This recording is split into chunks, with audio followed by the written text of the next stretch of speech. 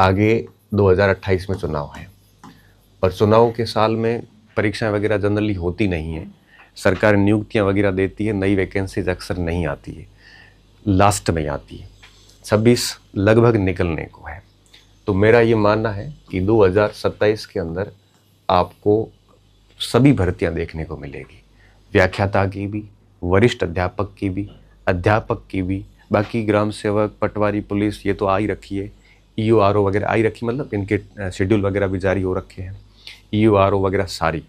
तो इस समय बहुत सारी वैकेंसीज आएगी। 27 में आपको फर्स्ट ग्रेड, सेकंड का, थर्ड का, EORO का और RAS का, आपको SI चल ही रहा है, और RMSB की बहुत सारी भर्तियां, ये सारी की सारी देखने को मिलेगी, क्योंकि सबको ज्वाइनिंग देंगे 28 के अंदर। अक्सर होता है ऐसा कि चुनाव से पहले एक बार ये वैकेंसीज करवा के और ज्वाइनिंग दी जाती है ताकि सरकार का एक अच्छा रहे।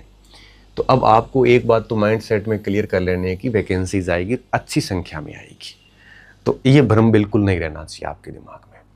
अब आप कहोगे सर कब आएगी, परीक्षाएं कब होगी, ये मुझे नहीं पता, ये इवन किसी को नहीं पता। आप तो यही मान के चलिए कि 6 महीने बाद कभी भी परीक्षा हो सकती है किसी की भी, ये बस ये हालांकि होगी नहीं, पर ये मान के चलना, इससे क्या है कि हमारी तैयारी को थोड़ा मोमेंटम मिलता है, डेडलाइन प्रेशर आता है। तो 6 महीने मान के चलोगे तो जनवरी मान लीजिए आप, तो हम मान के चलिए कि 27 में परीक्षाएं होगी। मेरा मन ये कहता है कि मैं जून जुलाई के बाद में इन सारी परीक्षाएं देखने को मिल सकती है, उससे पहले वैकेंसीज देखने को मिल सकती है। तो आपके पास मोटा मोटा ले दे के साल भर का समय है परीक्षा को लेके, तो 1 साल का समय है। और मुझे ये लगता है कि अगर एक विद्यार्थी बिल्कुल टारगेटेड होके, टारगेट ओरिएंटेड होके एक ही परीक्षा को ढंग से तैयार करता है, अच्छी तरीके से बैठ के, ढंग से का मतलब ये होता है जिसमें पढ़ाई भी हो, जिसमें मल्टीपल टाइम रिवीजन भी हो और बहुत सारी प्रैक्टिस भी हो डेली बेसिस पे, अगर इस तरह से वो चलता है और बिल्कुल सिलेबस ओरिएंटेड, सारे सिलेबस को साथ में रखते हुए, तो वो विद्यार्थी 1 साल में अपना अच्छे खासा मुकाम हासिल कर सकता है। तो साल भर का समय पर्याप्त समय होता है, अच्छी वैकेंसी आने वाली है और साल भर बाद आपको परीक्षा देखने को मिलेगी। अब बात यह है कि सर मैं किसकी तैयारी करूं? देखो मेरा क्या मानना है कि जब भी ऐसे डिसीजन लेते हैं तो हमें कुछ बिंदुओं का ध्यान रखना चाहिए।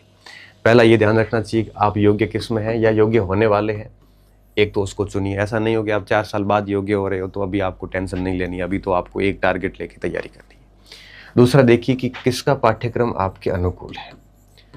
पाठ्यक्रम देखो, ग्रेड मत देखना, ये ज़रूरी नहीं है कि फर्स्ट ग्रेड में सिलेक्शन मुश्किल होता है, थर्ड ग्रेड में आसान होता है, सब ऐसा बिल्कुल कोई नियम नहीं है। चयन लेने वाले फर्स्ट ग्रेड में भी इजीली ले लेते हैं,